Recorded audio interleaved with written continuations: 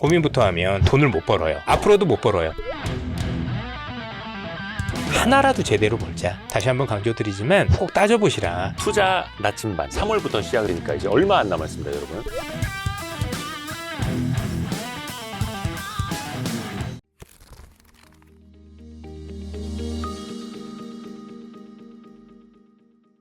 월간 이선엽 26년 3월호가 돌아왔습니다. 어서 오십시오. 예, 안녕하십니까. 빨리 뵙고 싶었습니다. 아, 예. 지금 국장이 작살이 나가지고 예, 좀 밀렸죠?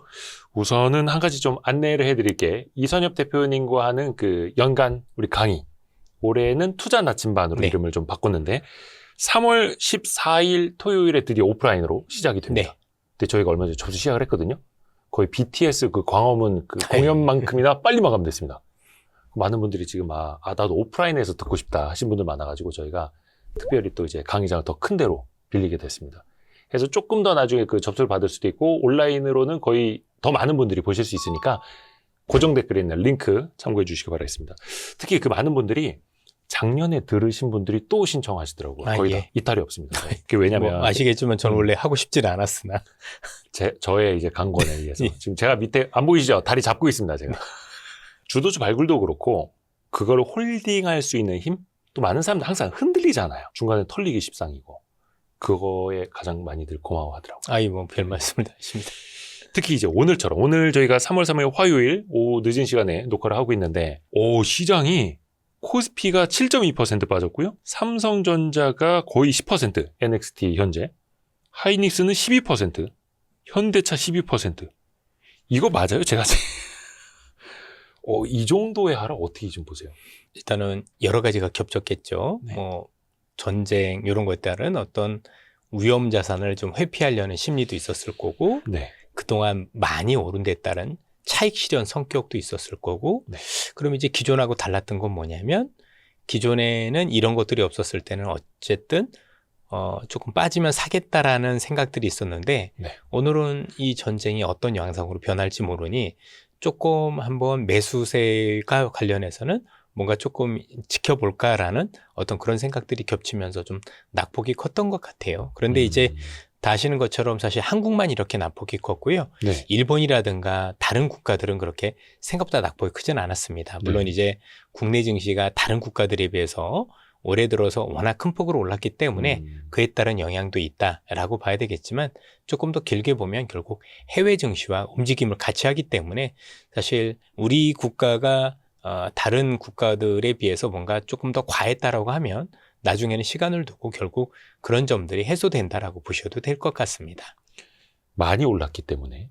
그렇죠. 또 예. 시장 전략은 뒷부분에 더 한번 여쭤보겠고요. 우선은 그 이란 사태가 터졌습니다. 트럼프 대통령도 몇 차례 좀 경고를 하긴 네. 했습니다만 결국에는 이제 무력 공습이 시작이 됐고 또 이란도 다른 중동 국가에 이제 보복 공격을 하니까 당장 걱정되는 게 이제 유가 또 이것 때문에 물가가 또 오르지 않을까 이거잖아요. 예. 어떻게 봐야 될까요? 정확하게 알 수는 없죠. 왜냐하면 이제 전쟁이란 변수가 있는 거고 전쟁의 양상이 어떻게 진행되는지에 따라서 사실 우리의 어떤 그 전략이 달라질 수밖에 없는데 사실 지금 며칠만 지난 것만 가지고 딱 이럴 겁니다라고 쉽게 답은 못 드릴 것 같아요. 우선 지금 시장에 조금 더 사람들이 심리적으로 위축됐던 건 뭐냐면 네. 호르무즈 해협이라는 게 사실 역사상 처음으로 이게 봉쇄가 된 거예요. 사실 그 이전에는 봉쇄 가능성이 있었지만 실제 봉쇄가 된 적은 없었거든요. 네. 그러다 보니까 유가에 대한 장기 전망이 나름대로 지금 굉장히 글로벌에서도 오락가락하거든요. 그게 불확실성인데 우선 저는 다른 것들보다도 이 두 가지는 꼭 말씀을 드리고 싶어요. 하나, 전쟁이라는 게 결국은 시장에서 놓고 봤었을 때 시장의 판도를 바꾼 사례는 그렇게 많지가 않습니다. 특히 이제 내 나라에서 나는 전쟁이라면 모르겠는데 다른 국가들에서 벌어지고 있는 전쟁 자체가 사실 전체적으로 시장의 큰 그림을 훼손한 적이 있었느냐라고 생각을 하면 물론 그때마다 다를 수는 있겠지만 현재로서는 별로 그럴 것 같지는 않다라는 일단 큰 전제를 가져가야 될 것 같고요. 네. 두 번째 같은 경우는 호르무즈 해협이 봉쇄가 됐지만 우리나라 반도체가 호르무즈 해협을 통해서 수출하는 건 아니잖아요. 그러니까 조금 더 냉정해 볼 필요가 있는 거죠. 뭐냐면 지금 시장이 오른 원인이 유가 때문이었냐는 얘기죠. 예를 들어서 그동안에 이제 올랐던 글로벌의 어떤 증시 자체가 소비가 굉장히 좋았고 경제가 굉장히 좋았기 때문에 올랐다라면 네. 사실 이로 인해서 소비에 대한 어떤 부정적인 영향이라든가 여러 가지 눈에서 사실 타격이 조금 더 클 수도 있을 것 같은데 네. 지금 시장을 놓고 보면 사실 AI와 관련돼서 뭔가 투자가 굉장히 늘어나는 그로 인해서 한국 경제가 굉장히 수혜를 받는 영향 때문에 올랐다라고 본다라면 현재 진행되고 있는 이런 전쟁의 양상으로 인해서 이런 큰 흐름이 바뀔 거냐에 대한 고민을 전 하는 게 중요한 것 같아요. 뭐 사실 부끄럽게도 지금 뭐 질문을 주셨지만 유가가 어떻게 될 것 같느냐, 전쟁이 어떻게 될 것 같느냐, 제가 맞춘다라면 점쟁이죠. 사실 예측이 사실 어렵죠. 알지도 않을 거고 제가 뭐 그만한 전문가도 아닐 거고 이전에도 저도 다른 전쟁을 몇 번 무리하게 맞춰보려고 시도를 하다가 사실은 뭐 무리하게 말씀을 드렸지만 별로 맞춘 적도 별로 없거든요. 그렇게 생각을 해보면 전쟁을 일단 흘러가는 대로 우리가 일단은 전체적인 성향을 좀 볼 필요는 있겠다라는 말씀을 드리고 싶고요. 통상적으로 알 수는 없지만 전환점이 되는 건 분명하더라고요. 일단 한쪽으로 기울 때. 어쨌든 간에 이란하고 지금 이스라엘과 미국이 현재 전체적으로 굉장히 공방전을 펼치고 있는데 이런 상황에서 전력이 한쪽으로 굉장히 기운다라는 어떤 판단이 들었을 때는 다른 여부와 상관없이 시장에서는 전환점이 됐었던 것 같아요.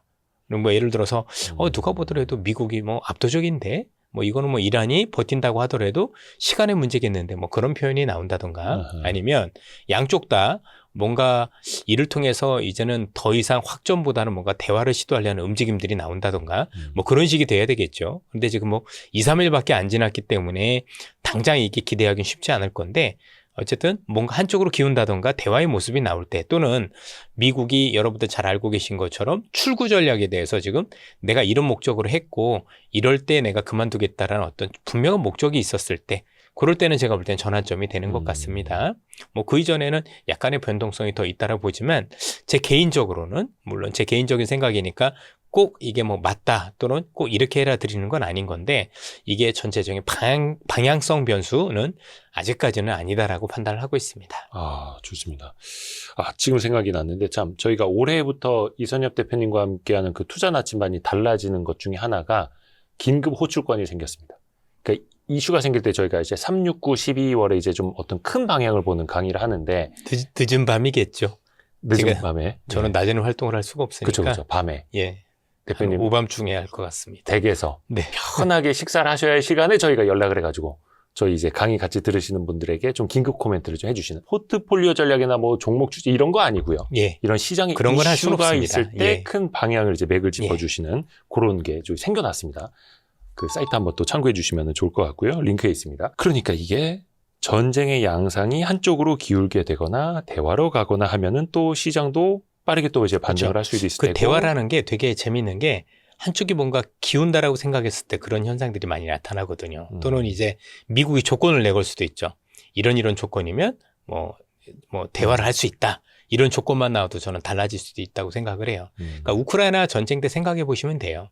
길게 보면 매수 기회였고 결국엔 되려 시장에 도움이 되는 경우도 많았죠. 사실 전쟁이라든가 우리가 알고 있는 자연재해 같은 경우는 내 나라에서 일어나지 않으면 대체적으로 악재인 경우보다 길게 놓고 보면 호재가 되는 경우가 조금 더 많았던 것 같아요. 예, 이게 참 일반화하기는 좀 그렇긴 한데 그렇죠. 예, 왜냐하면 이제 전쟁이라는 것 자체가 굉장히 비극이니까. 생각보다 일어나서는 안 되는 거고 많은 피해를 봐서도 안 되는 거겠지만 결국엔 생각보다 많은 생산을 요하게 됩니다. 무기도 그렇고 아니면 파괴된 거에 대한 복구도 있고 그러다 보니까 뭐 지진도 그렇잖아요. 지진도 날 때는 우리가 알 수 없으니까 되게 많이 어려워지는데 지진이 나고 나면 그때부터는 주가가 되려 오르는 뭐 여러분들 잘 아시는 일본 같은 경우 옛날에 고베 대지진이라는 게 있었습니다. 네. 고베 대지진이 나고 주가가 2년 동안 올랐거든요. 그 동일본 대지진 한참 전에. 그렇죠. 한참 전에 있었던, 그렇죠. 여러분 잘 아는 교과서에 나오는 닉 리슨이라 그래가지고 그 뭐 영국에 있는 모 은행이 파산하게 됐었던 베어링 은행, 그렇죠. 그 사건이 있었던 그때인데 그때 일본이 지진이 크게 나고 나서 2년 동안 좋았던 게 그 복구 수요 때문이었었어요. 결국 지지는 우리가 예측할 수 없지만 전쟁이라는 것도 쉽진 않지만 나중에 이런 수요에 대한 기대 이런 것들 때문에 오르는 경우들도 많습니다. 그래서 처음에 전쟁이 났었을 때 그에 따른 불확실성, 지금도 우리가 보는 불확실성은 지금 질문을 주셨지만 유가가 혹시 고유가가 장기화되고 이로 인해서 물가를 건드릴 거란 우려가 있는 거잖아요. 그렇죠? 뭐 합리적인 판단이 전쟁에서 통하지 않을지 모르겠지만 트럼프가 어쨌든 전쟁을 시작을 했고 이 가운데서 트럼프가 국제 유가가 오르고 이로 인해서 물가가 많이 오르고 그래서 금리를 건드리면 가장 큰 피해를 보는 것도 트럼프라는 걸 우리는 알고 있죠.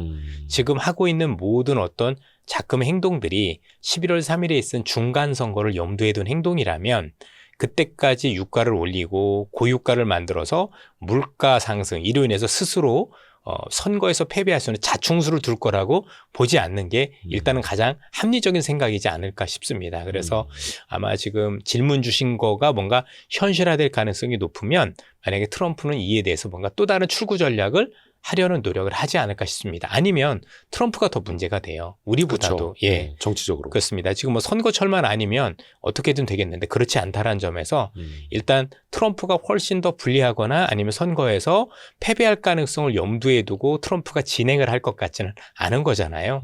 지금이니까 아직 초기니까 어떻게 될지 모르겠지만 나중에 뭔가 우리가 생각지도 못한 방향으로 흘렀었을 때 트럼프는 본인이 살기 위해서 또 다른 어떤 방책을 강구할 수도 있다는 점에서 우선은 그런 큰 그림들을 그려보고 일단은 보셨으면 좋겠다. 이런 말씀을 드리고 싶습니다. 그래서 그 뭐 오펙 플러스에서 원유 증산을 검토한다라는 이야기도 나왔고 또 이제 거의 사우디도 당사자라고 하기엔 좀 뭐합니다만은 같이 이제 또 걸쳐 있다 보니까 증산 이야기도 좀 증산은 호재가 안 돼요. 왜냐하면 지금 원유가 부족해서 그런 게 아니라 지금 생산되는 원유가 우리가 길목을 통해서 지금 보급이 안 돼서 문제는 보급의 문제예요. 그러니까 지금 턴에도 물류가 멈추면 안 되니까. 그러니까 지금은 물류의 문제인 거지 생산의 문제가 아니기 때문에 사실 그것도 잘 알아야 되는 거예요. 그러네요. 네. 증산 자체가 해결책은 아니죠. 되네요. 증산하면 뭐예요? 그걸 우리나라로 아니면 각국으로 원유를 원활하게 수급이 안 되면 그 자체가 문제가 되는 거니까. 예. 그래서 또 호르무즈 해협 그렇습니다. 그 봉쇄를 이제 푸는 게 또 1차적으로 중요할 테고 아까 잠깐 그 방산주 이야기 해주셨는데 사실은 조방원 또는 이야기하시면서도 저도 이제 거의 자주 여쭤봤었는데 방산주는 당연히 더 길게 봐야 된다. 전쟁이 끝나더라도 그 수요는 계속될 것이다. 이번에 재밌는 게 우리나라의 뭐 이제 회사죠. 회사에 있었던 그 요격 미사일이 100% 됐던데요. 명중률이. 상한가 같습니다.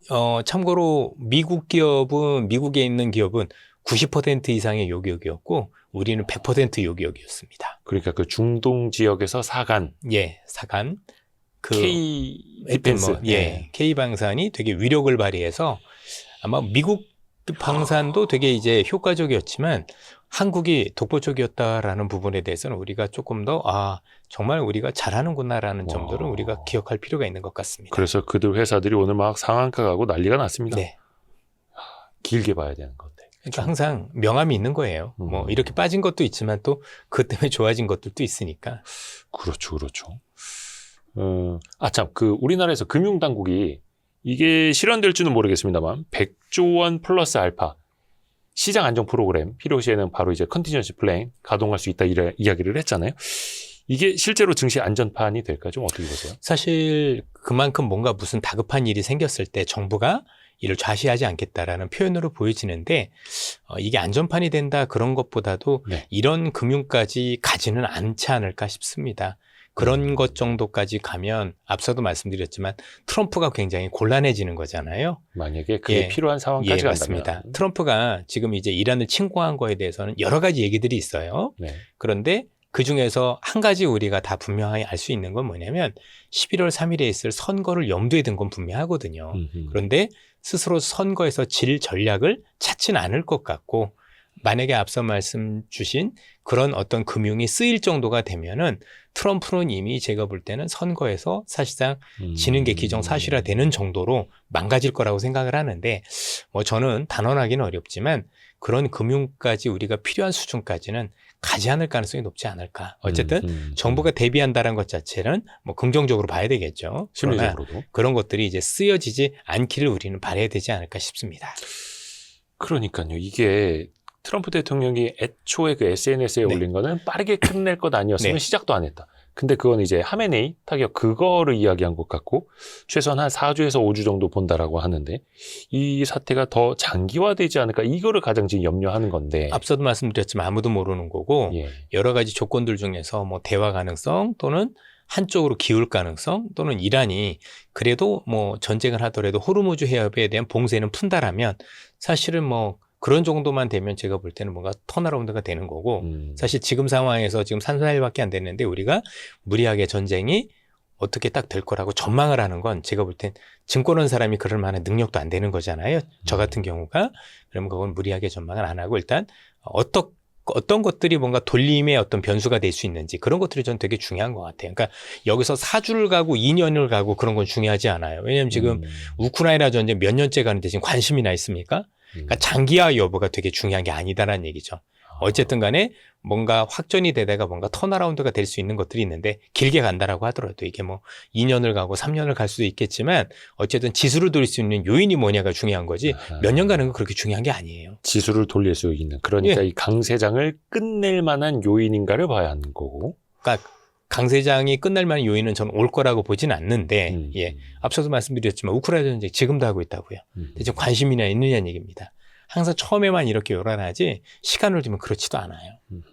그리고 이제 트럼프는 눈만 뜨면 얘기한 게 본인 스스로 물가 낮추는 거를 유가 하락을 통해서 막겠다라고 해놓고 유가 올려놓으면 스스로 이거는 그쵸. 자충수가 예, 자충수가 되는 거니까 많은 자충수죠. 그렇죠? 그러면 그렇게 뭔가 우리 표현으로 볼 때 그런 것들이 고착화되거나 시장 전망에서도 이게 고유가가 되는 것도 문제고 그게 장기화될 거란 우려가 생길 때는 제가 보기엔 트럼프가 다른 수를 쓸 수도 있다고 생각을 해요. 그리고 그렇게까지 가도록 놔둘 거냐 그건 조금 더 지켜봐야 될 거라는 얘기인 거죠. 왜냐면 미국이 이런 것들을 계산하지 않고 저는 뛰어들었다고 생각지는 않은 게 트럼프가 하고 있는 대부분의 정책들을 보면 일반적인 경제 정책은 즉흥적인 것도 되게 많았어요. 그런데 전쟁과 관련해서만은 즉흥적이진 않았거든요. 왜냐하면 이제 전쟁의 중요성이라는 것도 있고 거기에 따른 어떤 파장도 굉장히 컸기 때문에 지난번에 그 마두로 체포작전 할 때도 네. 그랬었고 여러 가지를 놓고 보면 이번에도 그랬지 않습니까? 중동과 관련해서 이 전쟁을 모르는 사람은 없었죠. 미국의 그렇죠. 항공모함이 급파되고 있었고 나름대로 준비를 꽤 했단 말이에요. 네. 그러면 여러 가지 시나리오가 있을 거라고 생각을 하고 있고, 네. 그죠? 그런 점들을 감안하면 뭐 무모하게 뭔가 했을 것 같지는 않다. 다른 요인들에 비해서 그럼 어떤 정도 계산이 있었을 텐데 그 계산 안에는 분명히 이란과의 어떤 전쟁에서 승리하는 게 가장 큰 거겠지만 어떤 방식으로든 고유가가 장기화되는 걸 막는 어떤 장치라든가 아니면 그림도 전 들어있을 거라고 생각을 하고 있는 겁니다. 물론 이게 제 바람으로 그칠지 그건 알 수는 없겠지만 그렇죠. 알 수 없는. 저는 그렇게 판단하고 있습니다. 그러니까 뭔가 이 알 수 없는 영역에 대해서 우리가 예측보다 이제 대응을 해야 하는데 왜 그런 거 있지 않습니까? 지나고 나서 보면 그때 그냥 가만히 나 있을 걸. 이번에도 좀 그럴 가능성, 개연성이 좀 있을까요?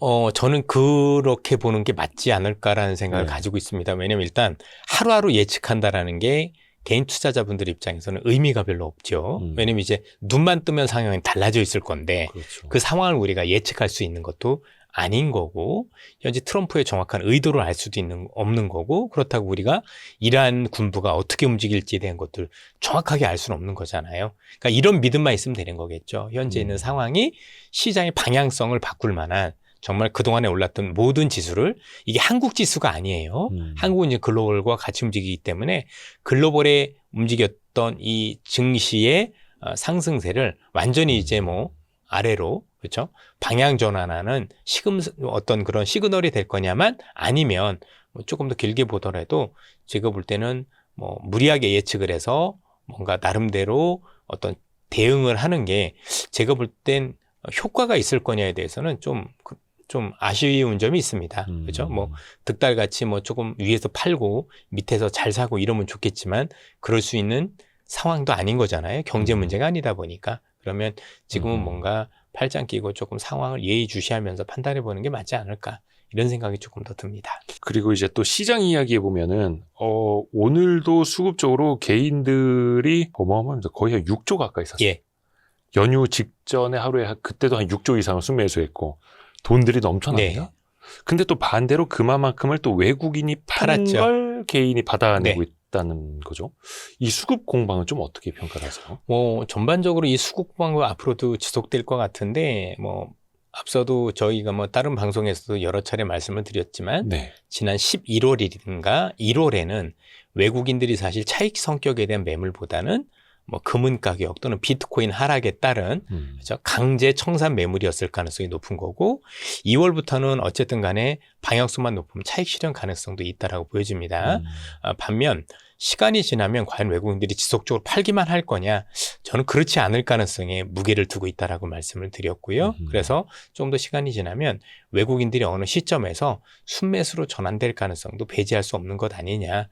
왜냐하면 지금 외국인들의 어떤 전체적인 시스템 자체가 우리가 옛날 2000년대 초반이나 이럴 때 겪었던 외국인들 시스템이 아니거든요. 지금 외국인을 움직이는 펀드들 자체가 물론 장기 자금과 관련된 펀드들도 많이 있지만 그것보다는 글로벌에서 움직이는 대부분의 펀드들이 보통 알고리즘 펀드라고 하죠. 네. 이 알고리즘 펀드에 의해서 움직이는 것들이 많고 오늘 외국계 증권사에서 재미있는 보고서가 하나 나왔더라고요. 최근에 외국계 증권사들이 팔고 있는 이유 중에 하나가 뭐냐면 외국계 펀드들도 삼성전자나 하이닉스나 아니면 우리나라에 있는 그 큰 기업들을 담을 수 있는 한도가 정해져 있다는 얘기를 하더라고요. 그래서 그 한도가 넘으면 주가 여부와 상관없이 팔 수밖에 없다라는 그런 보고서들도 제가 봤습니다.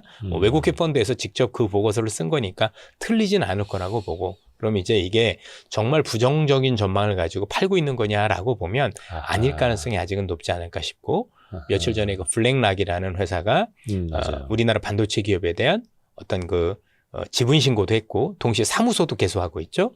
한국에 이제 한국을 긍정적으로 보고 뭐 추가적으로 매수하겠다라는 의지를 보여준 것을 감안을 하면 좀 다르지 않을까 싶습니다. 자, 그러면 제 얘기가 다 틀렸다라고 가정을 하고 또 말씀을 드려볼게요. 네. 혹시 뭐 제 얘기가 다르게 움직일 수도 있는 거잖아요. 그러면 앞으로는 외국인들 더 많이 팔 수 있을 겁니다. 그러면 어떻게 됩니까? 자, 이게 뭐 일반화될 수는 없지만 2006년, 2007년 그때를 보시면 될 것 같은데요. 네. 보통 외국인들이 고점에서부터 팔기 시작을 해서 개인들이 다 받기 시작을 했는데 네. 그럼 그때부터 빠졌느냐? 아니고요. 1년 내내 올랐어요. 그 개인들이 1년을 내내 받아서 올렸기 때문에 설사 그 얘기가 예. 제 얘기가 조금 다르게 돼서 만약에 정말 외국인들이 앞으로 계속 팔고 나가고 개인들은 받는다 하더라도 그 기간이 결코 짧지 않다. 그리고 그 짧지 않은 기간 동안에 지수가 하락한 게 아니라 계속 오르는 모습을 보였다는 점도 우린 참고하실 필요가 있다라고 보여집니다. 그때 그 시장을 이끌어가는 그 수급의 주인공이 누구냐? 예. 힘이 누가 더 강하냐? 그러니까 예전에 항상 그런데 예. 이번에는 우리나라 수급의 힘이 그 어느 때보다 강한 것도 사실인 그쵸. 것 같아요. 그러니까 부동산 자금이 이렇게 한꺼번에 넘어온 경우도 되게 드물었고 또 지금은 이제 개인 투자자분들께서 그냥 단순하게 내가 주식 투자를 하겠어라는 게 아닌 것 같아서 뭔가 큰 자금들이 아주 거대한 물결로 오고 있다라는 판단이 들어서 그렇게 들어오는 지금 그 물결이 지금 오래된 건 아니지 않습니까? 생각보다 짧은 기간이었기 때문에 뭐 항상 그런 것들을 놓고 보면 생각보다 오랜 시간 그런 흐름들이 이어졌고 그렇게 본다라면 설령 제 생각과는 다르게 외국인들이 매물을 내려놓는다고 하더라도 물론 나중에 진짜 시간이 너무 많이 지나면 분명히 못 견딜 때도 있겠지만 네네네. 저희들이 볼 땐 이 흐름만 가지고도 제가 볼 때는 큰 상승세가 유지되는 데는 당분간은 큰 문제가 없지 않느냐라고 말씀을 드릴 수 있는 겁니다.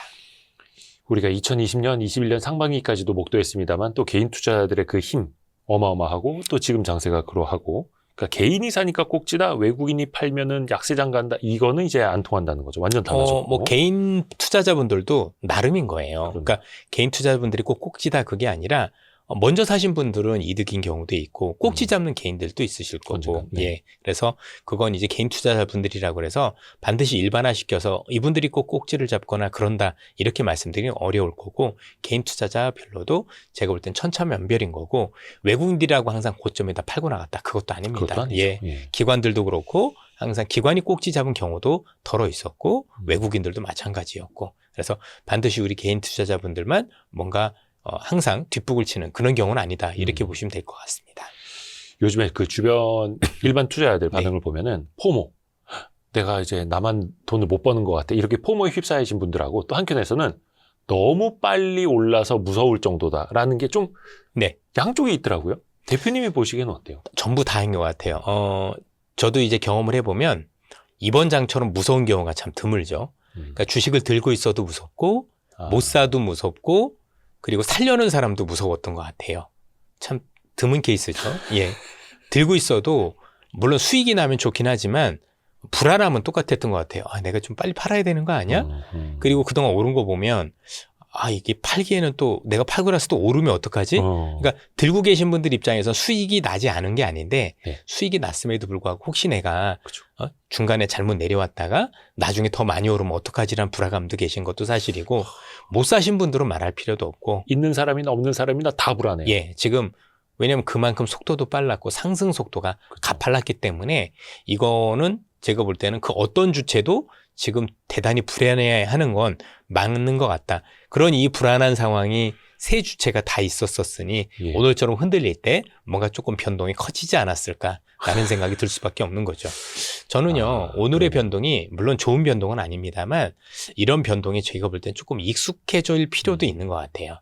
한국 증권시장이 참 많이 올라가고 있는 이 상황에서 워낙 속도가 빠르다 보니까 많이 오르면 또 조정폭도 또 커요. 예. 그런 점들. 그래서 만약에 이번 시장이 나름대로 제 예상대로 뭔가 방향성 요인이 아니다라면 조금 더 시간이 지났을 때 되려 현 수준에서 조금 더 쉬어갔다 가는 게 나쁘지 않을 수도 있는. 물론 들고 계신 분들 입장에선 굉장히 어려우실 거고 진입한 분들 입장에서도 지금 진입하는 게 맞는지 헷갈리시기도 하겠지만 조금 더 긴 그림에서 봐선 결코 독이 아니라 약이 될 수도 있는 가능성이 좀 높다라고 생각을 하고 있습니다. 왜냐하면 여기서 만약에 정말 더 많이 오른다, 더 많이 뽑고 그러면 나중에 쉬어가는 국면임에도 불구하고 쉬어가는 국면이 정말 아프거든요. 좀 많이 아프죠? 예. 그런 걸 감안하면 이 정도에서 한번 쉬어가는 게 많은 분들이 놓고 볼 때 핑계가 전쟁이라 그렇긴 하지만 과연 우리한테 정말 길게 봐서 나쁜 거냐라고 생각을 해보면 꼭 그렇지 않을 수도 있다는 판단이 듭니다. 생각해보면 예. 코스피가 사상 처음으로 5천 넘고 한 4천 7, 800까지 조정받았을 때 주변에서 막 다 죽겠다는 소리 나왔었거든요. 아, 이게 돈을 벌어도 불안하고 못 번 사람도 불안하고. 아, 그래서 여러분들 기억하시겠지만 제가 이전에도 강세장이 꼭 행복한 건 아니다라고 말씀드렸어요.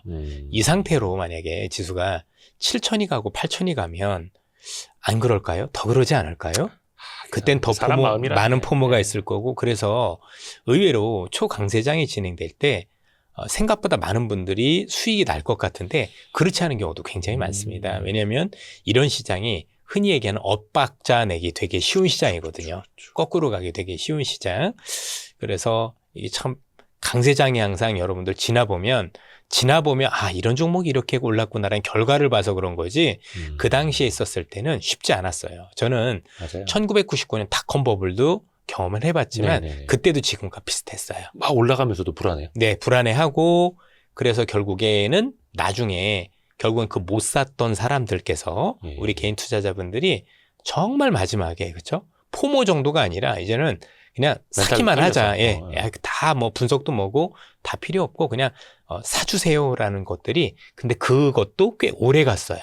그래서 그런 현상들이 뭐 한두 달 가는 게 아니라 네네네. 꽤 몇 달 이상을 가다 보니까 그것도 되게 놀라웠죠. 예. 그래서 그 당시에 유행했었던 어떤 매매 기법이라고 보통 그러는 게 뭐 상한가 따라잡기. 그때 나왔던 매매 기법이기도 하죠. 상따. 예. 뭐 기법도 아닌 것 같은데 무슨 기법이다 뭐 그때는 이런 얘기를 하는 8% 건데 아니었던가? 예. 10% 정도 됐던 것 같은데요. 네네네. 어쨌든 간에 나름대로 전반적으로 놓고 보면 사실 그런 현상들이 없지 말란 법이 없어요. 그래서 예. 이 강세장의 특성을 잘 이해하는 게 저는 굉장히 중요한 거고 지금도 아마 굉장히 포모라는 걸 많이 느끼시는 분들의 공통점이 뭐냐면 그래도 뭔가 좀 되겠지라고 해서 그래도 먼저 사셨던 분들은 지금이 불안해도 어쨌든 수익이 있으니까 내가 수익을 덜 그 쉐어하는 거다라고 생각을 하면 문제가 없는데 네. 대부분 초반부터 경계했던 분들이 문제인 거죠. 예컨대 지난해 초 중반까지만 해도 우리가 얼마나 많은 거품론에 버블론에까지 시달렸습니까? AI 버블이. 그렇죠. 그럼 지금도 생각을 해보면 무슨 지수가 3,000대에선 버블인데 5,000대, 6,000대 오니까 저평가다라는 얘기가 나오잖아요. 그럼 우리가 제대로 된 분석을 본 적이 있느냐는 얘기죠. 그렇죠? 그러면 이렇게 실적이 좋아질 걸 몰랐냐? 그럼 그것도 문제인 거죠. 그렇죠? 되게 재밌는 거예요. 3,000대, 4,000대는 버블론이었는데 5,000대, 6,000대 되니까 저평가 얘기가 나오는 이런 희한한 부분들에 대해서 우리가 뭘 고민해야 되는지. 그래서 나중에 정말 포모 이상으로 뭔가 이제 우리가 흔히 얘기해서 정점에서 주식 잘못 사신 분들의 가장 큰 공통점이 뭐냐면 싸다고 해서 사서예요. 그분들이라고 해서 눈과 귀가 없으시겠어요? 나름대로 봤더니 이제는 지금도 쌉니다. 뭐 괜찮습니다. 이럴 때가 항상 제가 볼 때 문제였던 것 같아요. 항상 많이 올랐지 않았나요? 부담스럽습니다. 또는 비싸 보입니다라고 했었을 때 지수가 정점인 경우는 없었어요. 왜 그러냐면 앞으로 미래에 나올 실적에 대해서 제대로 제가 볼 땐 전망을 못했기 때문이고 막상 이제 실적이 나오면 숫자가 싸 보이는 거죠. 그렇죠. 그래서 주가가 정말 쌀 때는, 지수가 쌀 때는 사지 말거나 경계하거나 이런 얘기를 많이 하다가 되려 제가 볼 때는 얼마 안 남은 것 같은데 그때부터는 이제 싸니까 지금이라도 해보세요. 이런 분석들이 되게 많았다라는 거죠. 예. 거꾸로 좀 봐야 그렇습니다. 되는데, 그래서 뒤집어서 봐야 이게 참 되는데. 쉬운 일은 아니다라고 생각을 하는데 앞서도 말씀드렸지만 강세장이라고 해서 꼭 마음 편한 것도 아니고 강세장이라 해서 대부분 수익이 꼭 있는 것도 아니었다. 그래서 이 강세장에 대한 특성을 정말 잘 이해하고 있지 않으면 앞으로 여기서 지수가 얼마가 오른다 하더라도 투자자분들은 그게 기관이든 개인이든 외국인과 상관없이 굉장히 제가 볼 때 엇박자를 낼 수 있는 개연성을 배제할 수 없다라고 생각을 합니다. 또 요즘에 보면 그 증권사 지점에 사람이 미어 터진다 하더라고요. 네, 많이 번호표 들어온다고 뽑아놓은 하시더라고요. 사람 너무 많아서 일찍 문을 닫아버리고 그 번호표 뽑으신 분들 일 처리해드리면 하루가 다 간다고 네. 하고, 옛날 같았으면 인간 지표라는 것 있다고 하잖아요. 지점에 말씀드렸지만 처음 오신 분들 나타내는 거 그게 잘못된 게 예. 맞긴 한데 그 기간이 길었다라는 거죠. 그 지나고 나서 보니까 그때였던 것 같은데. 아니에요. 그때부터 시작해서 꽤 오랜 기간 지속된다고요. 그렇죠. 더 오래 갔었죠. 그러니까 이게 우리가 지금 잘못된 기억을 가지고 있는 게 뭐냐면 증권사의 객장이 많아지고 맞아요. 그게 머지않아서 정점을 나타내는 지표 맞는데 그 머지않아서의 기간이 생각보다 길어요.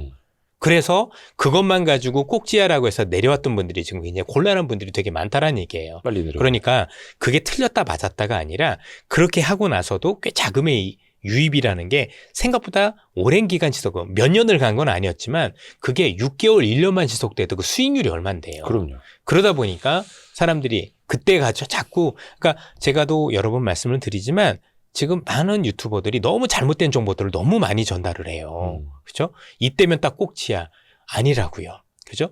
그때부터 꽤 기간 동안 오랜 기간 지속됐다라는 건 아무도 얘기를 안 해줘요. 맞아. 그분들은 그걸 경험을 안 해봤잖아요. 저는 객장에서도 그걸 경험을 해봤고 여러 차례 가서 버블을 해봤지만 그게 아쉬운 거예요. 좋아요. 그렇게 해서 다 내려오라고 얘기를 했어요. 그럼 다 내려왔어요. 그리고 나서 1년 내내 오르면 어떡할 거예요. 그 다음부터는. 그렇죠? 그런 경험을 안 해보고 무책임하게 그냥 그런 것만 가지고 무조건 꼭지 신호입니다라고 얘기하는 게 맞느냐 이거예요. 그 인간 지표 등장했다라는 거는 코스피 한 4,500 넘어설 때부터 계속 이야기 그래요. 정말 많았고. 예, 지금도 계속 그 얘기가 나오고 있고, 그러니까 그런 것들이 사실 좋은 지표는 아니지만 어쨌든 간에 뭐 그런 식으로 얘기하면 지금 새롭게 주식 투자하신 분들은 다 꼭지 잡는 거게요. 그럼 지금 있는 사람들은 다 팔고 나가야 되겠네요. 그렇죠? 근데 그에 비해서 우리가 알고 있는 기업들의 실적 전망치는 계속 올라가고 있는데 뭔가 좀 안 맞잖아요. 그렇죠. 예. 이게 보통 같이 엮여야 되는데요. 통상적으로 제가 겪었었던 여러 차례 버블 시장에서 놓고 보면 이렇게 돈이 많이 들어온다라고 해서 꼭지가 아니었고 사실 그 기업들의 실적이 더 개선 가능성이 있지 않은데 이제 무리하게 앞으로 실적이 한 5년 뒤, 10년 뒤까지 이렇게 좋아질 겁니다라는 무리한 전망이 나왔었을 때가 꼭지였어요. 그렇죠? 뭔가 좋아지고 있는, 그러니까 실적이 지속적으로 좋아지고 있는 상황에서 꼭지를 잡은 적은 없고 워낙 좋아지다 보니까 증권사들이 또는 기업을 분석하는 분들이 전체적으로 계속 분석을 하다가 계속 따라가질 못하는 거예요. 네. 그래서 주가는 계속 오르는데 또 뒷북을 치고 여러 번 하다 그 뒤부터는 이제는 이분들이 생각이 바뀌어요. 그렇죠? 야, 내가 뒷북 치면 안 되겠어라니까 어떻게 할까요? 갑자기 미래를 확 바꿔버려요. 야, 이런 식으로 가면 앞으로 3년 뒤에 5년 뒤에 이런 이익 전망을 해보니 이 정도까지 좋아질 수 있습니다라고 갑자기 본인이 무리하게 막 앞서가요. 그때부터가 제가 볼 땐 중요해요. 되려. 그래서 제가 보기엔 뭔가 시장 정점에 대한 어떤 판단은 우리 개인 투자자분들이 어떻게 했다, 어떻게 라는 것보다도 저는 되려 애널리스트 분들의 행태에서 뭔가 찾는 게 더 맞지 않을까. 물론 대다수 애널리스트는 잘 하십니다. 그리고 열심히 하고 있고 좋은 보고서를 내고 있지만 꽤 일부 애널리스트들이 사실은 경험이 굉장히 없는 측면에서 그렇죠. 굉장히 보수적으로 하다가 뭔가 본인들이 이제 이건 아니다 싶어가지고 나름대로 그 뒤부터는 또 무리하는 경우들이 있는데 그때가 제가 볼 때는 되려 오히려 정점을 잡는데 더 유리하지 않을까. 근데 이제 투자자들은 그렇게 생각할 거 아니에요. 그죠? 아, 애널리스트가 목표가를 이렇게 했는데 지금도 싸 보여. 이럴 거 아니에요. 그죠? 나름대로 그분들도 그렇죠. 무조건 사조가 아니라 나름대로 근거를 보고 들어가신 거거든요. 근데 그 근거가 제가 볼 땐 조금 무리한 근거일 수도 있는데 그때가 제가 볼 땐 오히려 위험할 수 있는 그런 거예요. 그래서 뭐 대부분 분들이 지금 뭐 객장에서 이런 신호가 있고 그래서 뭔가 정점입니다라고 얘기를 주시지만 제 경험상은 그러지 않았어요. 그리고 나서도 꽤 오랜 기간 그 상승세가 지속됐고 앞서도 말씀드렸다시피 생각보다 많은 자금의 유입이 긴 시간 지속되면서 외국인들이 계속 팔고 있음에도 불구하고 그걸 계속 받아가면서 주가 상승이 일어났던 게 일반적이었던 사례다라고 보셔도 될 것 같습니다. 그 신호가 나타나면 또 우리는 이선엽 대표님에게 또 들어봐야죠. 예. 이선엽의 투자났지만 고정 댓글에 링크 있습니다, 여러분. 예, 어쨌든 뭐 제가 최근에 이제 분석들을 보면서 참 어려운 시장이라고 생각이 들었고 네. 분석하시는 분들, 참여하시는 분들 이게 마음이 편하지만 않겠구나라는 생각이 들었습니다. 그래서 저도 평상시에 연락이 잘 없던 분들의 연락이 되게 많아졌어요. 사실 이제 선여봐, 지금 사도 되니 이런 뭐 거예요. 그런 것들이죠. 예, 그럼 뭐 얘기할 게 있나요? 뭐 그냥 굳이 얘기할 게 있나요? 그래서 잘 안 받죠.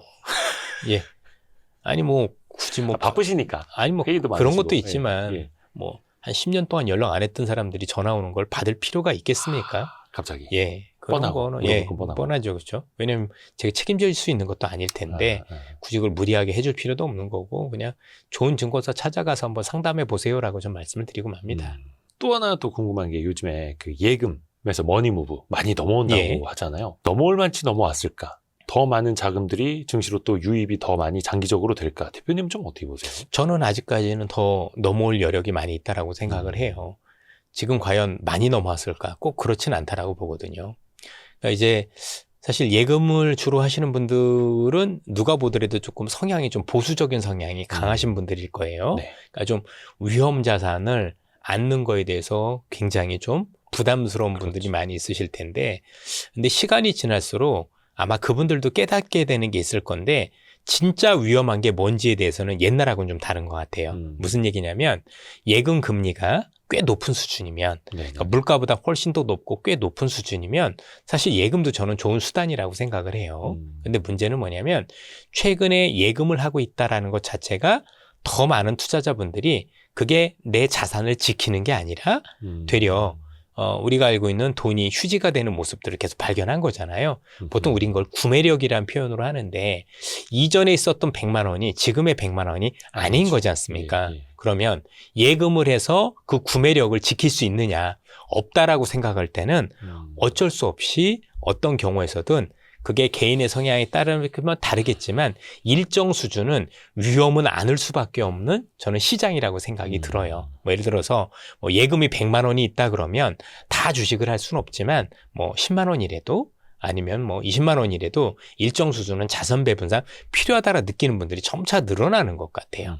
왜냐면 우리가 지금 이 주식도 주식이지만 부동산을 통해서 봤거든요. 네. 우리가 불과 한 10여 년 전, 15년 전, 좀 긴 시간인 것 같지만 그렇게 오래되지 않았는데, 그 당시에 똑같은 돈을 가지고 예금했던 분과 집을 가지고 있는 차이를 한번 보시라는 얘기입니다. 그럼 집 산 사람들은 잘해서 그런 거냐? 지나니까 많이 올라서 그런 거지, 그땐 위험했다라고 얘기가 나올 때였었어요. 네. 그렇죠? 그래서 사람들이 집을 안 살려고 할 때도 있었었고, 그래서 이런 얘기도 나오잖아요. 우리가, 저도 못했지만, 둔촌주공, 그렇죠? 네. 그게 뭐 쌀 때는 다들 안 한다, 망한다 뭐 그러더니 미분양난다, 갑자기 30억 되니까 산다라고 하잖아요. 그러니까 많은 사람들은 항상 삼성전자랑 똑같네. 쌀 때는 안 사세요. 예. 어떤 자산이든 부동산이든 그게 주식이든 쌀 때는 관심이 없다. 꼭 비싸지면 남의 떡이 커 보이면 그때 관심을 가지니까 문제인 거예요. 나름대로 내가 이제 위험 자산을 어떻게 관리할 수 있는지에 대한 제가 볼 때는 충분한 교육과 아니면 생각이 필요한 시기가 왔어요. 다만 모든 자산을 위험 자산에 넣으라는 얘기는 아니고 내가 감내 가능한 수준이 있겠죠. 일정 부분. 예, 일정 부분은 뭐 예금 하실 수도 있는 거고, 뭐 부동산 하실 수도 있는 거고, 채권 하실 수도 있는 거고, 그건 각자의 영역에 따라서 많이 다른 거예요. 한 가지 분명한 건 어쨌든 제 주변에서 또는 많은 주변에서 뭔가 그래도 남들보다 더 많은 부를 쌓은 분들은 남들이 생각을 안 할 때 그 위험 자산을 선택한 결과라는 거죠. 그렇죠. 결국 내가 조금 더 위험한 걸 감내했기 때문에 그런 결과도 있다는 점을 꼭 참조해 주실 필요가 있겠습니다. 그래서 말씀드리기가 참 조심스럽습니다. 예금에서의 머니 부분은 여력 많이 남았다고 보시고 혹시나 부동산 그것도 뭐 실수요 말고 부동산 투자 자금도 넘어올 수 있을까? 왜 최근에 대통령도 집 내놓지 않았습니까? 예. 이 측면에서는 좀 어떻게 보시나요? 뭐 집을 팔고 온다까지는 저는 잘 모르겠습니다만 사실은 집을 살 수 있을 만한 돈이 있는 분들이 오고 있는 건 맞는 게 그게 집이 안 돼서 넘어온다라기보다 집값이 너무 비싸서 넘어오는 경우도 있는 것 같아요. 뭐 예컨대 뭐 강남 좋은 거 모르는 사람은 없을 텐데 네네. 강남의 집을 살 수 있는 사람이 과연 몇이나 될까라고 생각하면 쉽지 않겠죠. 예를 들어서 대부분 서민분들이라고 생각을 하면 우리가 강남 집을 사는 게 현실적으로 쉽지 않은 거잖아요. 네네. 그러면 다른 대안을 찾는 게 사실 이쪽 자산시장일 수도 있겠다. 이런 생각은 듭니다. 왜냐면 제가 뭐 부동산 전문가가 아니기 때문에 정말 그분들이 다 팔고 넘어오는지 여부는 아직까지는 잘 모르겠더라고요. 그런데 제가 그래도 알고 있는 몇몇 부동산을 좋아했던 분들이 생각이 바뀐 거는 많이 봤어요. 그러니까 그분들이 부동산에서 나와서 이쪽으로 온다라고 보셨던 건 처음이었던 것 같아요. 예전에는 그래도 야 부동산은 부동산이지라고 했는데 그런 분들의 일부겠지만 아니면 또 제가 아는 분들이 다는 아니겠지만 저렇게 생각을 바꾸실 수도 있네라는 것들은 종종 보여집니다. 역시 부동산이지에서 주식으로요. 예. 역시 부동산이지란 이제 고집이 다 있진 않으세요. 이전에는 그래도 부동산 할 거야가 고집이셨다면 지금은 그런 고집이 많이 유연해졌어요. 그래서 부동산도 그렇지만 주식도 훨씬 더 괜찮은 것 같은데라는 생각도 많이 가지고 있는 게 이게 그런 것도 있는 것 같아요. 올라가는 종목이 대형주라 그러지 않을까 싶습니다. 만약에 지금도 시장이 좋지만 올라가는 기업들이 잘 모르는 기업이고 중소형주고 개별주라면 굳이 그런 큰 돈들이 넘어오진 않을 텐데 뭐 누가 보더라도 한국을 대표하는 기업이고 초대 기업이기 때문에 이런 초대 기업들이 움직이면 그분들 입장에서도 마음이 편할 수도 있는 거잖아요. 그래서 그런 움직임을 뭔가 자극하는 것도 움직이는 기업의 질이 많이 달라진 것도 영향이 있지 않느냐라는 생각이 들더라고요. 사실 그게 어떻게 보면 정부의 정책을 또 이제 물꼬를 이렇게 틀어주는 것도 있는데 상법 개정안이 이제 3차까지 통과가 됐습니다. 이사회 충실이면 또 감사 사회이사 분리선출 거기에다가 자사주 의무 소각까지 이제 PBR 0.8배법 이른바 주가 누르기 방지법까지도 이제 추진을 한다고 합니다. 이런 정부의 정책 좀 일관되게 가고 있다. 좀 어떻게 평가를 하고 계세요? 일관되게 가고 있는 것도 맞는 것 같고 효과도요. 효율적이라고도 보여집니다. 어쨌든 간에 오르는 시장에서 이런 것들이 고착화되면 한국 시장을 바라보는 투자자들의 눈이 달라질 수 있습니다. 중요한 건 지속성이겠죠. 지속성이나 이런 것들이 됐을 경우는 어쨌든 옛날이 아니라 지금까지는 우리는 한국 주식시장에 대해서는 뭔가 조금 오르면 팔고 나와야 되는 시장 이런 형식이었는데 결국 지금 이분들이 중장기 투자를 해야 되는 거잖아요. 네. 그러려면 그래도 길게 보니까 뭐 크게 오르고 빠지기도 하지만 길게 두고 보니까 한국 주식시장도 이제는 장기 투자하는 것도 나쁘지 않았어라는 게 돼야 되는 거지 않습니까? 네. 그러려면 주주가치에 대한 환원이 꽤 이루어져야 되겠죠. 배당 받았더니 은행 이자 받는 것보다 더 낫네, 그렇죠? 아니면 못지않네라는 생각들이 든다라면 많은 투자자분들 입장에서는 이제 단기 시세도 중요하지만 그것만큼 이제 중장기적으로 바라볼 수 있는 어떤 그런 힘도 생길 수 있는 게 아닌가라는 생각이 듭니다. 물론 이제 아직 도입 초기이기 때문에 얼마나 기업들이 참여를 해주고 이 운용의 묘를 어떻게 살릴 건지 여부도 지속성 여부가 굉장히 전 중요하다고 생각을 합니다만 네네네. 지금까지 나온 여러 가지 정책들을 놓고 보면 실효성도 있고 어쨌든 시장에 많은 도움이 되는 것 같다는 데 대해서는 이견이 없습니다. 그렇게도 생각해 볼 수가 있겠죠. 이게 시장이 언제든지 뭐 다운사이클도 겪을 수 있겠지만 뭔가 하방이 높아진다라는 개념? 그렇죠. 출렁이더라도? 그 중에 하나가 주식 숫자예요.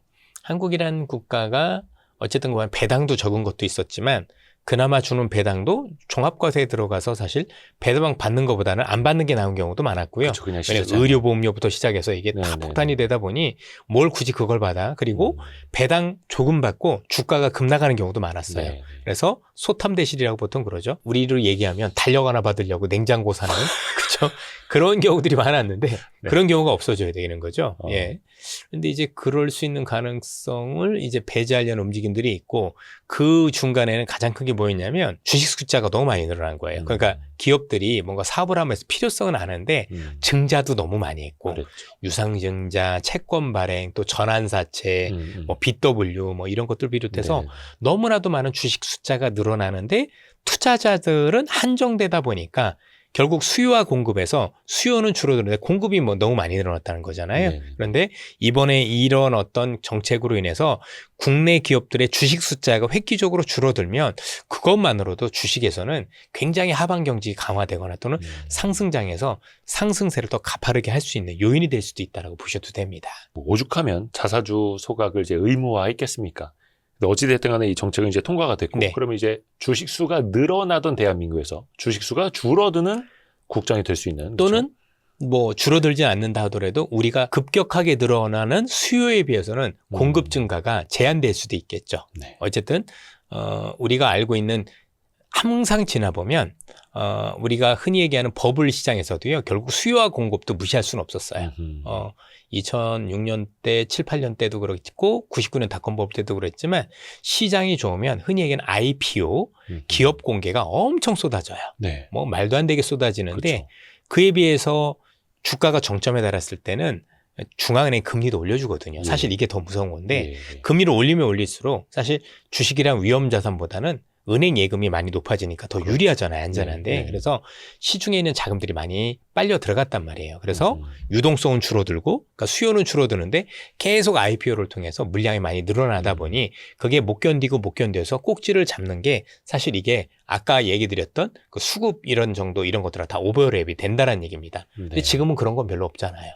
수요는 계속 늘어나는데 주식 숫자는 줄어들 수 있는 상황이니 이전처럼 지금이 단기 정점이다라고 부르기에는 너무 상황이 다른 거죠. 또 그 주식의 공급 측면에서 보면은 IPO가 예전만큼 또 쉽지도 않아요. 저 너네 모기업 누군데? 너네 중복 상장 아니야? 그렇죠. 너네 그 자회사 모기업 상장돼 있잖아. 이거 더 꼼꼼히 또 보다 까다로운 것 보니까. 같습니다. 예. 맞습니다. 그래서 IPO도 예전만큼 또 쉽지는 않고, 그러면 이 정책의 효과도 좀 더 이제 길게 갈 수 있다. 그러니까 단기간 반짝은 아니라는 거고. 이거는 정권이 바뀌어도 계속 지속 유지해야 될 필요성이 있는 거고 네. 왜냐하면 이게 원래 정상이에요. 생각을 해보면 그러니까 우리나라가 너무 기업 집단 자체가 소수의 그 지분을 가지고 있는 그렇죠? 오너들 중심으로 돼 있는데 네. 실제 그분들이 지분이 많지도 않아요. 그렇죠. 그러면 냉정하게 놓고 봤었을 때 그분들 회사라고 보기도 어려운 거잖아요. 그럼요. 지분이 제일 많다라는 것 뿐인 거지. 네네네. 그러면 나머지 대다수를 가지고 있는 지분을 들고 있는 분들에 대한 배려는 사실 없었던 거고 나쁘게 얘기하면 물론 모든 기업이 다 그런 건 아닙니다. 네네. 훌륭하게 잘하는 기업들도 있지만 나름대로 그 일부 소수 대기업들의 배만 불리는 형태. 자, 본인들이 배부르는 건 괜찮은데 그게 우리가 흔히 얘기하는 주주들의 사실은 그 안 좋은 영향을 주면서 했던 게 문제인 거죠. 그러니까 뭐 그렇죠. 남의 거 빼앗아간 이것도 거죠. 좋고 예. 이것도 좋으면 문제가 없어요. 그런데 그렇지 않은 경우들이 많았던 거죠. 그래서 그런 어떤 이전에 있었던 기업 오너들의 생각은 제가 볼 때는 지금 반드시 바꿀 필요가 있지 않을까. 그리고 그런 풍토를 만들 필요가 있고 그게 자본주의겠죠. 예, 그렇게 생각을 합니다. 스스로 못 바꾸니까 이제 법을 바꿔서라도 나쁘지 못하게 바꿔줘야죠. 하는 거죠. 그렇게 생각하신 분들이 있다라면 안타까운 거죠. 예, 분명 왜냐하면 주식회사잖아요. 주식회사고 그러면 그 주식회사에서는 그 주식을 많이 가지고 있는 사람들이 있을 거고요. 그게 대다수가 뭐 다른 투자자라면 그분들을 위한 생각도 왜 우리가 그 기업에 대한 투자를 했다는 얘기는 그 기업의 가치를 보고 한 것도 있을 텐데 물론 네네네. 우리가 단기 차익을 하는 경우도 있겠지만 그 기업 좋게 뭐 같이 가자는 분들도 있을 거 아닙니까? 그렇죠? 그런 분들에 대한 배려도 있어야 되지 않을까 싶습니다. 배려가 아니라 당연히 주주로서의 당연하죠. 권리가 있어야 되는 거예요. 이게 지금 바뀐 게 당연한 거예요. 예. 이전에 있었던 게 당연한 게 아니라. 비정상에서 맞습니다. 정상으로. 예. 또 이제 정책 시장 하면 떠오르는 게 코스닥입니다. 예. 또 코스닥도 활성화 정책을 이제 정부도 한다고 하고, 또 3월부터는 코스닥 액티브 ETF들이 막 출시되지 않습니까? 네. 여러 자산운용사가 다 준비하고 있고, 지금 시점에 코스닥은 좀 어떻게 보세요, 대표님은? 저는 뭐 바라보는 입장이 뭐 긍정적이다라고 말씀을 드리고 싶고 어쨌든 간에 정책적 의지가 굉장히 강한 거죠.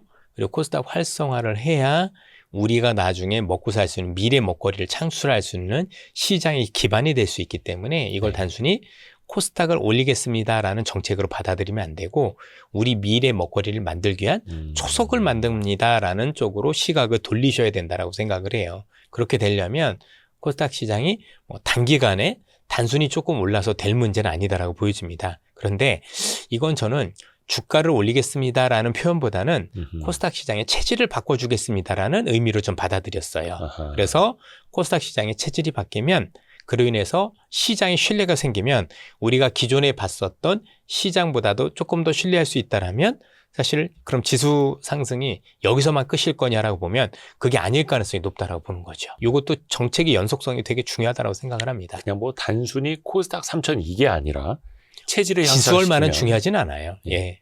체질을 더 좋게 바꿔놓으면 지수는 알아서 거기에 펀더멘털을 맡겨갈 그럼요. 수도 있다. 왜냐하면 지금 있는 시장은 코스닥 시장에 대한 신뢰는 투자자들이 너무 낮지 않습니까? 네. 이 시장은 뭔가 불공정한 시장이고 그다음에 되게 조금 안 좋은 기업들, 흔히 얘기해서 좀 부도덕한 기업들이 판을 치고 뭐 이런 어떤 안 좋은 인식들이 되게 컸죠. 그러니까 지금까지도 뭔가 코스닥 내에서 뭔가 괜찮은 기업들은 전부 다 코스피로 이전하겠다라는 네. 얘기가 나오는데 그래도 뭔가 성장하는 기업이라면 나는 코스피보다는 코스닥에 있을래라는 느낌을 줄 정도가 돼야 된다고 보여집니다. 그러려면 많은 수술이 단행이 돼야 될 것 같아요. 그래서 그런 정책적으로 도려낼 것은 도려내주고 또 지원해줄 것은 지원해주고 그러면서 우리 투자자분들의 신뢰를 찾아가는 게 굉장히 중요할 거고 그 신뢰의 깊이만큼이나 시장은 반응을 할 거다. 이렇게 보는 게 맞는 것 같습니다. 근데 이제 코스닥을 좀 부정적으로 보시는 분들은 코스닥 기업들이 이렇게 시가총액 순위 쭉 보면 뭐 제대로 돈 버는 회사도 없고 밸류에이션 지표로 보면 이게 말도 안 되고 뭔가 뭐 믿을 수 있다 없다를 떠나서 밸류에이션이 안 나온다 이런 말들을 좀 하잖아요. 그걸 지금 바꾸는 거잖아요. 예. 그러면 지금 그 정책 내에서 코스닥에 있는 그 기업들이 제가 볼 땐 순서가 많이 바뀔 것 같거든요. 당연한 거잖아요. 그죠? 실적도 안 나오고 부도덕한 기업들이 그러면 지금 시가총액 상위에 있는 게 맞나요? 그 기업들은 끌어내지겠죠. 그런 게 신뢰예요.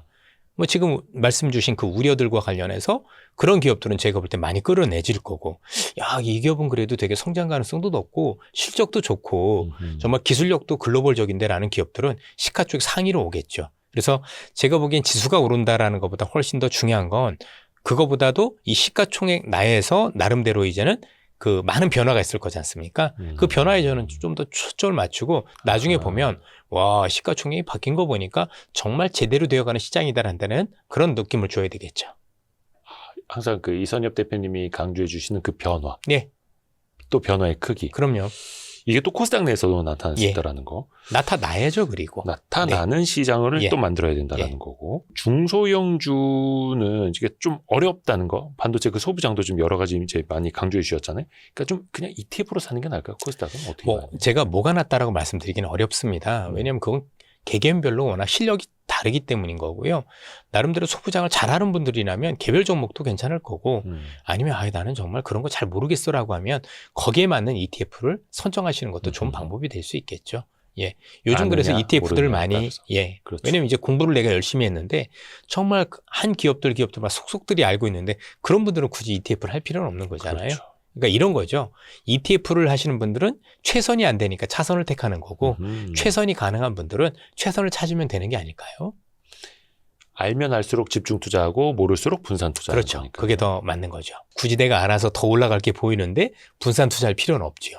그리고 이것도 좀 여쭤봐야 되는데 사실 그 엔비디아가 저희가 3월 3일 화요일 오후 늦게 이제 녹화를 하고 있는데 좀 반등을 하기도 했습니다만 그전에는 실적 발표 좋았습니다만 또 한번 급락을 하기도 했고 네. 흔들린다고 표현을 해도 될지 모르겠는데 좀 어떻게 보세요? 전 별로 엔비디아에 대해서 관심이 없고요.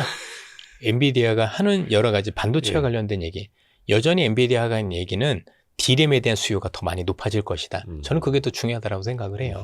뭐 미국 주식 하시는 분들 요즘 뭐 엔비디아 가지고 얘기하실 수도 있겠지만 그 외 것들도 오르는 게 되게 많습니다. D램과 HBM의 수요는 여전하다. 미국에서 빅테크 기업 7개 빼면 다 좋아요. 빅테크 기업 7개만 지금 부진한 거지. 워낙 투자를 많이 해야 되니까요. 그들은. 그렇죠. 그럼 그 투자를 우리나라도 그렇지만 투자하는 기업과 투자를 받는 기업을 분리해서 보시면 되잖아요. 그래서 굳이 엔비디아가 하는 얘기도 되게 중요하죠. 너무나도 중요하죠. 근데 이제 그들이 하는 얘기를 조금 발라서 지금 어떻게 투자가 앞으로 더 될 건지, 그리고 투자할 때 뭐가 더 중요한지, 저는 그런 것들을 더 발라내는 게 중요한 것 같아요. 왜냐면 나중에 뭐 우리나라 반도체 기업도 결국 엔비디아처럼 아무리 실적이 좋아도 이제 눕는 구간이 나중에 지나면 나오지 않을까요? 예. 그 예전에는 우리나라 삼성전자, 하이닉스 맨날 저평가를 받을 수밖에 없었던 게 고객 수요가 몰리더라도 가격이 오르더라도 결국엔 또 캐파 확장을 해야 되고 계속해서 투자를 해서 장치 산업으로 갈 수밖에 없으니 맨날 저평가 받았던 건데 네. 이제 빅테크들이 또 어마어마한 투자를 해야 하고 그러니까 그들은 주가가 좀 정체되거나 빠지고 또 반대로 그 투자를 받아오는 우리 기업들은 또 돈을 더 많이 버는 거고 예, 뭐 좀 그런 식이죠. 바뀐 걸까요? 약간은? 많이 바뀌었죠. 우리가 표현은 가불이 바뀌었다라고 표현은 좀 그런데 저는 바뀐 것 같은데 아직도 언론에서는 표현은 슈퍼우리라고 하더라고요. 예. 그만큼 그분들의 얘기는 지금이 우리가 되게 좋아진 건 맞지만 가불의 위치가 바뀐 거 아니다라고 말씀을 주시는 것 같은데 저는 가불이 바뀐 것 같아요. 오호. 아니, 가불이 바뀐 게 뭐 별건가요? 내가 결정권을 주면 그게 갑인 거죠. 그렇지 않습니까? 그럼 가격 결정권이 나한테 있는데 왜 제가 을인지 잘 모르겠어요. 그래도 가끔 갑이란 표현을 해주시면 어떨까 싶습니다. 가격 결정권을 가진 자가 예. 갑이다. 아니, 왜냐면 뭐 미국 빅테크 기업들한테 우리 기업들 그동안 너무 많이 시달렸잖아요. 항상 반도체 가격 깎아라 뭐 해라 그랬는데 이럴 때 한번 큰 소리 쳐보는 게 왜 나쁜 거예요? 그 친구도 우리한테 단 한 번도 봐준 적이 없어요. 그렇죠? 항상 냉혹했고 그럼 우리도 그 현실에 따라서 우리도 그렇게 해야죠. 우리가 여기 봐준다고 해서 그 친구도 나중에 우리 봐주는 거 없어요. 22년도였던가요? 그 이른바 오더컷이라고 하는 딱 그 주문을 과잉으로 해놨다가 안 금리 해놓은 거. 올라가니까 그 취소. 사장님 저희 짜장면 아직 출발 안 했으면 취소해 주세요. 예. 이런 그러니까 거. 지금은 그런 오더 줬으면 그 100% 이행할 수 있는 각서 같은 거 다 받아야 돼요. 아니 현금으로 다 주거나 싫으면 안 줘야죠. 그걸 왜 줘요? 그러니까 과거랑 이거 또 달라졌다. 아예 달라졌죠. 갑질할 땐 갑질해야 돼요. 아니 외국 기업이니까 우리 국민한테 그러면 안 되지만 우린 당하고 왜 그대로 있어요. 예. 그게 신사도가 아니에요. 호구되는 거지. 나쁜 말로. 또 요즘에 그 AI 어떤 전방 산업이 투자를 계속 이제 지속할 수 있을 것이냐. 그들이 투자를 지속해야 반도체도 사갈 텐데 이 의문들은 끊이질 않잖아요. 그 의문을 왜 해요? 걔네 그거 안 하면 죽어요. 근데 나는 그 의문을 하는 게 이해가 잘 안 됐어요. 그러면 그 기업들이 문을 닫고자 하나요? 메타가 문 닫을 겁니까? 아마존이 문 닫을 겁니까? 그런 질문을 하는 거가 되게 좀 재밌었어요. 아, 저렇게 할 수도 있겠구나. 그 얘기는 뭐냐면 현재 AI 시장에 대한 이해가 아직도 다 하신 건 아닐 수도 있겠다는 생각이 좀 많이 들었습니다. 어찌됐든 간에 그들은 빚을 내서라도 회사채를 찍어서라도 아니, 투자를 빚 내는 게 해야만 원래 투자하는 게 맞는 겁니다. 조달해서. 아니, 왜 내 돈 가지고 투자해야 된다고 생각을 하시죠? 그런 적이 역사적으로 없었어요. 우리가 그동안 빅테크 기업들이 나름대로 근 10년간 워낙 돈을 많이 벌어서 그런 거지. 원래 투자는 증자도 하기도 하고 회사채도 하고 그게 원래 정상인 거예요. 네네. 그게 정상화되는데 마치 미국에 있는 빅테크 기업들은 빚을 내서 하면 안 될 것처럼 얘기하는 게 되게 넌센스예요. 그랬던 적이 별로 없었으니까. 그렇죠. 없었던 걸 가지고 왜 그걸 일반화하느냐는 얘기죠. 그러니까 많은 투자자분들이 지금 있는 이게 원래 제대로 된 건데 이전에 일반화되지 않았었던 비정상적인 상황을 마치 정상적이라고 사실 잘못 생각하시는 거죠. 미국 기업들은 그런데 우리는 항상 증자를 했잖아요. 그렇죠? 우리나라 기업들은 정정하게 예. 상황이 진짜 많이 바뀌었어요. 바뀌면 바뀐 거에 적응하면 되는 거죠. 그러니까 저는 그 질문 나올 때마다 아직도 저런 질문 하는구나라는 생각이 되게 많이 들어요. 그러니까 그 과거 수십 년간의 그 인식이 또 이게 바뀐 게 뭐 한 1년? 그러니까 항상 바뀐 거를 먼저 보고 얘기를 해야 되는 거예요. 변화. 예.